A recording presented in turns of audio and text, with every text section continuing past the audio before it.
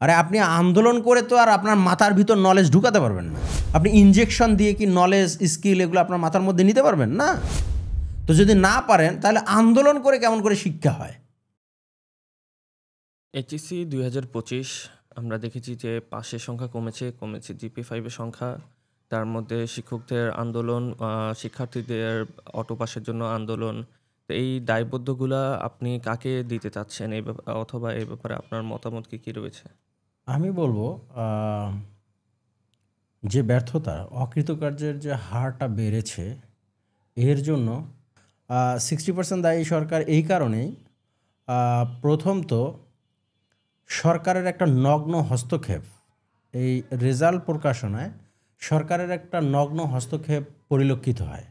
সরকার change হলে হয় পাশের হার বাড়ে না হলে কমে, আবার সরকার চেঞ্জ হলেই জিপিএ-5 হার বাড়ে অথবা কমে। এই যে ঘটনাটা, এটা থেকে স্পষ্ট বোঝা যায় এই ইনস্টিটিউশনগুলোর উপর সরকারের একটা নগ্ন হস্তক্ষেপ আছে। তো এই পারফরমেন্সটা কিন্তু শিক্ষার্থীদের পারফরমেন্স না। যখন এই নগ্ন হস্তক্ষেপ আসতেছে তখন কিন্তু এই রেজাল্ট যেটা প্রকাশ হচ্ছে এখানে যে পারফরমেন্স, সেটা শিক্ষার্থীদের পারফরমেন্স না, এটা সরকারের পারফরমেন্স।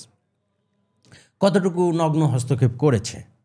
আচ্ছা, তারপর দেখেন রেজাল্টগুলো যে পাবলিশ হয়েছে, এখানে কিন্তু ডাটাগুলো যদি আপনি অ্যানালাইজ করেন, ডাটাগুলো নর্মালি ডিস্ট্রিবিউটেড না। সো যে কোনো সায়েন্টিফিক ডাটা নর্মালি ডিস্ট্রিবিউটেড হয়। যেহেতু 42% ফেল, সেহেতু এটা স্পষ্ট বোঝা যাচ্ছে ডাটাগুলো নর্মালি ডিস্ট্রিবিউটেড না। অতএব এই রেজাল্টগুলোতে হস্তক্ষেপ করা হয়েছে। আচ্ছা, তারপরে কেন আমি 60% সরকারকে দায়ী করতেছি এই ব্যর্থতার জন্য? কারণ অনেকগুলো কার্যক্রমের সাথে সরকার জড়িত। আপনি যদি খেয়াল করে দেখেন, আপনার প্রাথমিক শিক্ষা কার্যক্রমে অনেকটা আমরা প্রশিক্ষণ লক্ষ্য করি পিটিআইগুলোর মাধ্যমে, কিন্তু উচ্চ মাধ্যমিকে এই প্রশিক্ষণটা প্রায় অনুপস্থিত। তো শিক্ষকদেরকে কতটুকু প্রশিক্ষণ দেওয়া হয়েছে? আচ্ছা, ক্লাসটা ঠিকভাবে হচ্ছে কি হচ্ছে না, এটার মনিটরিংটা কতটুকু হয়েছে? আচ্ছা, তারপরে আসেন ইনফ্রাস্ট্রাকচার। সরকার কী ধরনের ইনফ্রাস্ট্রাকচার শিক্ষা প্রতিষ্ঠানগুলোতে প্রদান করেছে যে এখানে এটা নিশ্চিত করা সম্ভব হতো যে হ্যাঁ, অন্তত 80% পাস করবে। তো প্রশিক্ষণ, মানে শিক্ষক প্রশিক্ষণ, ইনফ্রাস্ট্রাকচার, মনিটরিং, এগুলো সবগুলোতেই যদি সরকারের লাজুক অবস্থা থাকে তাহলে এর থেকে ভালো রেজাল্ট তো আশা করা যায় না। আচ্ছা, এটা গেল একটা দিক। আর একটা দিকে আপনাকে বলি, যদি কোনো পরীক্ষায়, আমার এক ফ্রেন্ড ছিল, Canadian friend, he is a professor of university. So সে আমাকে বলল যে সে রেগুলার অ্যাসেসমেন্ট করে। অ্যাসেসমেন্টে যদি দেখে যে কোনো 30% স্টুডেন্ট ফেল করেছে, তাহলে সে সেই অ্যাসেসমেন্টটা বাতিল করে ফেলে। কারণ তখন সে ধরে নেয় যে শিক্ষার্থীদের কাছ থেকে আমি যে অ্যাসেসমেন্টটা করেছি, সেই অ্যাসেসমেন্টের জন্য তাদেরকে আমি প্রস্তুত করি নাই। তো এইটার দায়ভার কে নেবে? 40% শিক্ষার্থী, 42% শিক্ষার্থী যদি অকৃতকার্য হয়, এর দায়ভারটা আপনি কাকে দিবেন?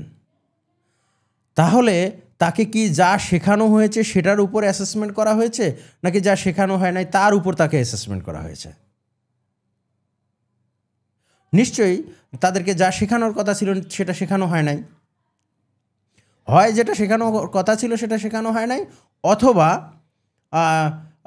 অথবা সরকারের নগ্ন হস্তক্ষেপ আছে যে হ্যাঁ, রেজাল্ট এরকম হতে হবে। এখন এখানে অবশ্য আর একটা রিফ্লেকশন আসে। এই গ্রুপটাতে হয়তোবা একটা সেকশন আছে যারা একসময় অটো পাসের জন্য আন্দোলন করেছে, রাইট? এটা করোনার কথা বলতেছি না, পরবর্তী সময়ের কথা বলতেছি। কিছু শিক্ষার্থী অটো পাসের জন্য আন্দোলন করেছিল। তো এই আন্দোলন থেকে এটা সুস্পষ্ট যে শিক্ষার্থীদের শেখার প্রতি কোনো মনোনিবেশ নেই, আগ্রহ নেই, জ্ঞান আহরণের প্রতি তাদের কোনো আগ্রহ নেই। তো এই আগ্রহ যদি না থাকে তাদের তো অকৃতকার্য হওয়াটা খুবই স্বাভাবিক। এখন তাদের যে এই অনাগ্রহ, শিক্ষার প্রতি, জ্ঞানের প্রতি, দক্ষতার প্রতি যে তাদের এই অনাগ্রহ, এটার জন্য আবার কে দায়ী? এটা আমরা সম্মিলিতভাবে, সরকার, প্রতিষ্ঠান, শিক্ষক, পরিবার সম্মিলিতভাবে দায়ী। কারণ আমরা তাদেরকে ওই পরিবেশটা দিতে পারি নাই, ওই জায়গায় নিয়ে যেতে পারি নাই, মানে আমি শিখব, আমি দক্ষতা অর্জন করব, এই ইচ্ছাটা তাদের মধ্যে আমরা উদ্বুদ্ধ করতে পারি নাই। এবং এটা আমাদের একটা একদম সম্মিলিত ব্যর্থতা। বলেন সরকার, বলেন পরিবার, বলেন সমাজ, বলেন প্রতিষ্ঠান, বলেন, এটা হচ্ছে সার্বিকভাবে একটা সম্মিলিত ব্যর্থতা যে আমাদের শিক্ষার্থীদের শেখার প্রতি কোনো আগ্রহ নাই, যেন শিখতে না হয় সেজন্য তারা আন্দোলন করে। তো এই হচ্ছে একটা প্রেক্ষাপট। এখন এই ক্ষেত্রে প্রতিষ্ঠানগুলোকে কতটুকু দায়বদ্ধ করা যায়? যেই প্রতিষ্ঠানগুলো থেকে শতভাগ ব্যর্থ, অকৃতকার্য, সেই প্রতিষ্ঠানগুলো সম্পর্কে আপনি কি বলবেন? আচ্ছা, এই প্রতিষ্ঠানগুলোতে তো সরকার ইনভেস্ট করেছে, পিতামাতা ইনভেস্ট করেছে, শিক্ষার্থীরা টাইম অ্যান্ড এনার্জি ইনভেস্ট করেছে, টিচাররা ছিল, ম্যানেজিং কমিটি ছিল। তো এই যে এত ইনভেস্টমেন্ট, এত টাইম, এত এনার্জি, হ্যাঁ, সরকারের এত ব্যয়, সেটার দায়ভারটা কে নেবে? অতএব শিক্ষা প্রতিষ্ঠানটা একটা বড় আকারে দায়ী। কারণ একজন শিক্ষক যখন শিক্ষক হন তখন তিনি জানেন যে আমি শিক্ষক হলে কত টাকা বেতন পাবো এবং আমার সামাজিক মর্যাদাটা কি হবে। শিক্ষকত্ব যোগ্যতা যদি একই হয়, আর একজন প্রতিবেশীকে বলবে, দেখবেন যে যে শিক্ষক হয়েছে, যে শিক্ষক হতে পারে নাই, তাদের মধ্যে বিস্তর পার্থক্য। এক সামাজিকভাবে, দ্বিতীয়ত আর্থিকভাবে। তো সামাজিক এবং আর্থিক এই উপকারগুলো ভোগ করার পর আপনি দায়িত্বটা নিলেন যে আমি শিক্ষক হব।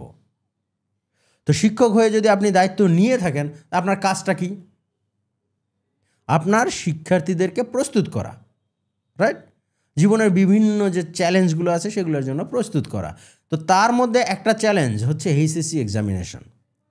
তো এখানে যদি আপনার শতভাগ শিক্ষার্থী অকৃতকার্য হয়, আপনি কোথায় ছিলেন? আপনি যদি আন্দোলন করতে পারেন পে স্কেলের জন্য, জাতীয়করণের জন্য, এই আন্দোলনটা কে করবে? এই শতভাগ ব্যর্থতার আন্দোলনটা কে করবে? 42% অকৃতকার্য মানে কি? প্রায় অর্ধেক শিক্ষার্থী অকৃতকার্য হয়েছে। তো এর জন্য আন্দোলনটা কে করবে?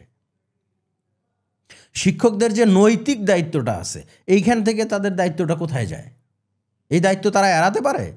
পারে না। তো শিক্ষকদেরকেও বড় আকারে এই ব্যর্থতার দায়ভারটা নিতে হবে। এখন আসেন আপনার ইনস্টিটিউশনের যে ম্যানেজিং কমিটি আছে, যারা এই প্রতিষ্ঠানগুলো পরিচালনা করে, পরিচালনা পর্ষদের দায়ভার কিন্তু এড়ানো যায় না। কারণ তাদের উপর একটা বড় দায়ভার থাকে এই প্রতিষ্ঠানটার গভর্নেন্সের ক্ষেত্রে।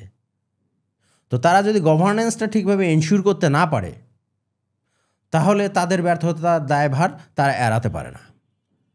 এখন সরকার গেল, শিক্ষক গেল, প্রতিষ্ঠান গেল, রাইট?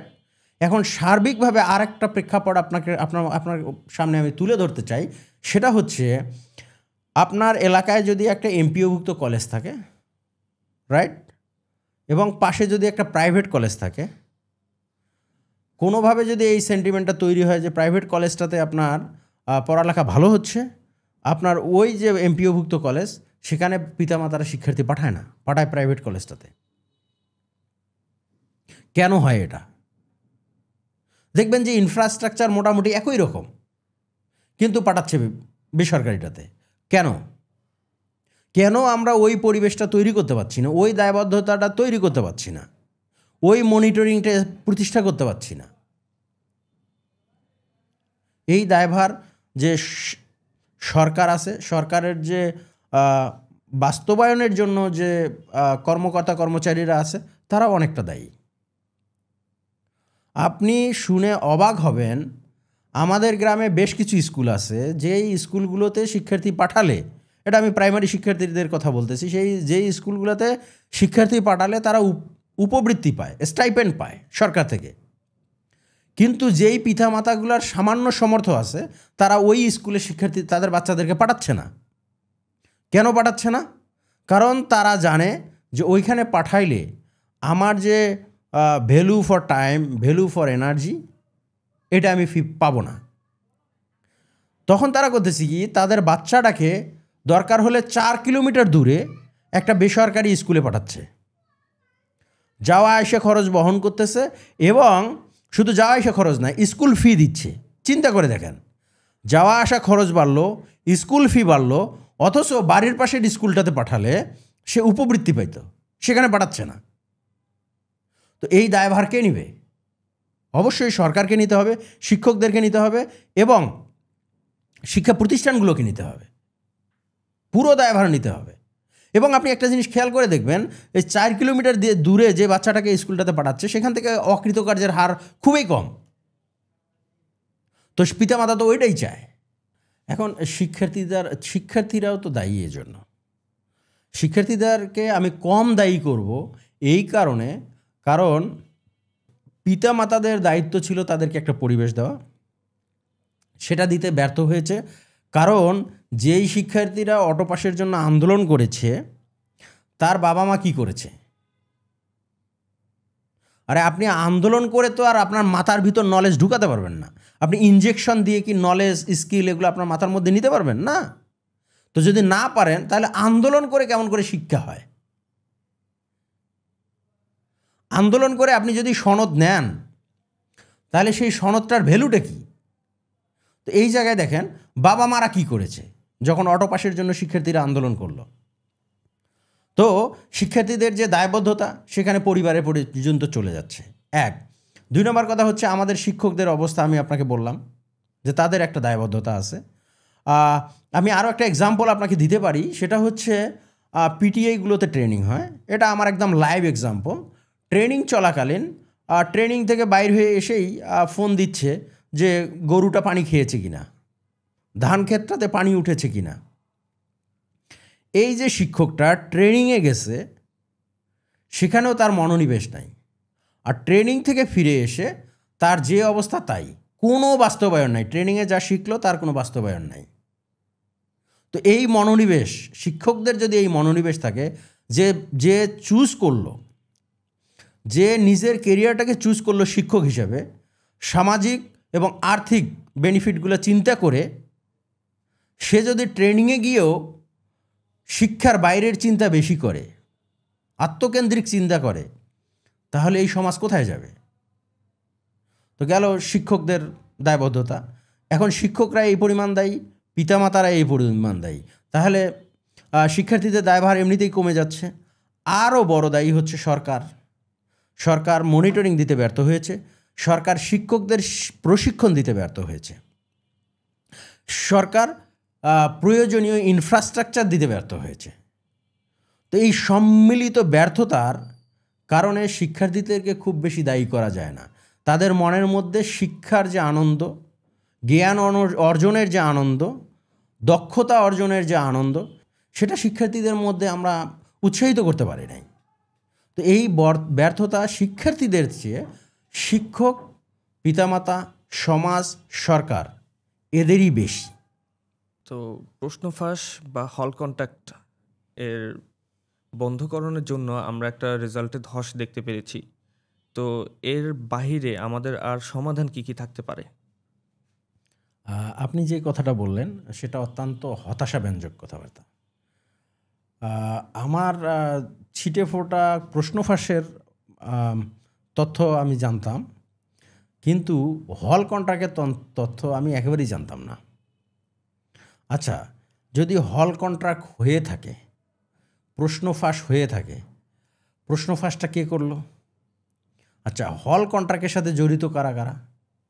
এরা তো সবাই শিক্ষক, আর হয়তো যে ম্যাজিস্ট্রেট বা যে সরকারি যেই কর্মকর্তারা দায়িত্বে ছিল প্রশ্নটা পৌঁছে দেওয়া, তারা। তার এটার জন্য আপনি কাকে দায়ী করবেন? শিক্ষার্থীদেরকে তো আর আপনি দায়ী করতে পারেন না। শিক্ষার্থীরা যেই বয়সে এই সুযোগ সুবিধাটা নিচ্ছে, তাদের পরিবারের মাধ্যমে হোক আর স্কুলের মাধ্যমে হোক, এটার জন্য সম্পূর্ণ দায়ী পরিবার, শিক্ষা প্রতিষ্ঠান এবং সরকারি কর্মকর্তা কর্মচারীরা, রাইট? তো প্রথম তো শিক্ষকের এই মানসিকতা থেকে বাইরে হয়ে আসতে হবে। সরকারি কর্মকর্তা কর্মচারী যারা জড়িত এর সঙ্গে, তাদের এই মানসিকতা থেকে বের হয়ে আসতে হবে। 1 2 নম্বর কথা হচ্ছে, একটা উত্তরণের উপায় হতে পারে পারফরমেন্স বেসড পেমেন্ট। একটা ইনস্টিটিউশন থেকে কত % পাস করবে না করবে সেটার উপর ভিত্তি করে সেই প্রতিষ্ঠানটার যে বেনিফিটগুলো সরকার দেয় সেগুলো নির্ধারণ করা। এখন এক্ষেত্রে আপনার যে এই বাস্তবায়ন মেকানিজমটা আছে সেটাকে আমার মনে হয় যে জোরদার এবং ইন্ডিপেন্ডেন্ট করে দিতে হবে। কারণ যেই শিক্ষা প্রতিষ্ঠান এই অ্যাসেসমেন্টটা করবে, শিক্ষা প্রতিষ্ঠানটাগুলার যে এই পারফরমেন্স অ্যাসেসমেন্টটা হবে, সেটা ওই শিক্ষা প্রতিষ্ঠান করতে পারবে না। কারণ একটু আগে আপনি যে প্রশ্নটা করেছেন সেখানে আমি স্পষ্ট বুঝতে পারছি ইভেন প্রধান শিক্ষক, প্রিন্সিপালরাও এর সাথে তাহলে নিশ্চয়ই জড়িত, যদি প্রশ্ন ফাঁস হয়, হল কন্ট্রাক্ট হয়। তো সেই লোকগুলোর উপর আপনি সহজে রিলাই করতে পারবেন না কোনো অ্যাসেসমেন্টের ক্ষেত্রে। ফলে হচ্ছে কি, আপনার তৃতীয় একটা বডি, কমিশন গঠন করতে হবে রেগুলার অ্যাসেসমেন্টের জন্য। শিক্ষার্থীদেরকে যেইটুকু শেখানোর কথা সেইটুকু শেখাতে পাচ্ছে কি পাচ্ছে না, কোথায় ঘাটতিটা হচ্ছে। এখন এই পারফরমেন্সের উপর ভিত্তি করে, মান্থলি অ্যাসেসমেন্টের উপর ভিত্তি করে শিক্ষকদের স্যালারি বা অন্য অন্য যে বেনিফিট আছে প্রতিষ্ঠানের সেগুলো রিলিজ করা। আনটিল এটা হয়নি ততক্ষণ এটা রিলিজ করা যাবে না, তাহলে একটা দায়বদ্ধতা তৈরি হবে। তবে আরও উত্তরণের উপায় হচ্ছে, শিক্ষকরা যেই মানসিকতাটা নিয়ে আসে এগুলো কমপ্লিটলি সাইকোলজিক্যাল। তো আর এই চিন্তার যে ধরনটা এটা বহুদিন ধরে গড়ে ওঠে। তো যেই শিক্ষক হল কন্ট্রাক্টে জড়িত থাকলো, তার চিন্তা চেতনার মধ্যে ত্রুটি আছে। যেই সরকারি কর্মকর্তা কর্মচারী প্রশ্নটা ফাঁস করলো, তার চিন্তা চেতনার মধ্যে আছে, সমস্যা আছে। তাহলে এদের জন্য কি করতে হবে? ট্রেনিং দিতে হবে, সাইকোলজিস্টদের মাধ্যমে ট্রেনিং দিতে হবে কিভাবে শুদ্ধ চিন্তা করতে হয়। আর শিক্ষা বিষয়ক ট্রেনিং দিতে হবে। আমাদের বিএড প্রোগ্রাম একটা আছে, মনে হয় সরকারি বিএড প্রোগ্রাম আছে, কিন্তু এখান থেকে পাশ করারাও দেখা যায় অনেক সময় ওই কার্যক্রমে জড়িত হয়। কিন্তু এই বিএড প্রোগ্রামটা আরও জোরদার করতে হবে এবং এইটা শিক্ষকদের জন্য বাধ্যতামূলক করতে হবে। শিক্ষাকালীন সময়ে আপনি 2 বছর ছুটি নেন না, লিভ উইদাউট পে নেন না, নিয়ে আপনারা এটা শেষ করেন, কারণ এইটাই আপনার ইনক্রিমেন্টের ক্রাইটেরিয়া হতে পারে। তো বিএড প্রোগ্রামটাকে যদি আমরা জোরদার করতে পারি, সুন্দরভাবে গড়ে তুলতে পারি, সেটার মাধ্যমে শিক্ষকদের উন্নয়ন সম্ভব হবে। কিন্তু ট্রেনিং লাগবে, নিয়মিত ট্রেনিং লাগবে। নিয়মিত ট্রেনিং লাগবে এই কারণে, বর্তমান সমাজ দ্রুত পরিবর্তন হচ্ছে। বর্তমান যে টেকনোলজিগুলো আছে, জ্ঞানের যে পরিধিগুলো আছে, সেগুলো দ্রুত পরিবর্তন হচ্ছে। যেই জ্ঞানটা আপনার গতকালকে কাজে লাগতো, আজকে হয়তো সেটা কাজে লাগবে না। গতকালকে যেই দক্ষতাটা আপনার কাজে লাগতো, আজকে হয়তো সেই দক্ষতাটা আপনার কাজে লাগবে না। তো ট্রেনিংটা হতে হবে খুব নিয়মিত। সো সেই ট্রেনিং ইনফ্রাস্ট্রাকচার গড়ে তুলতে হবে, ট্রেনিং জনবল গড়ে তুলতে হবে। আচ্ছা, এই গেল শিক্ষক প্রশিক্ষণ। তারপর আসেন আপনার ইনফ্রাস্ট্রাকচার। আচ্ছা, এই যে এইচএসসি পাশ করেছে, এই শিক্ষার্থীদেরকে কেমিস্ট্রি, বায়োলজি ইত্যাদি বিষয়ে প্রায়োগিক ক্ষেত্রে দক্ষ করার জন্য আমাদের কি প্রয়োজনীয় ইনফ্রাস্ট্রাকচার আছে কলেজগুলোতে? সেটা অ্যাসেস করতে হবে। যদি না থাকে সেগুলো সরবরাহ করতে হবে। তো এগুলো যদি করা না হয় তাহলে আমাদের অবস্থার পরিবর্তন খুব একটা আশা করাটা ঠিক হবে না।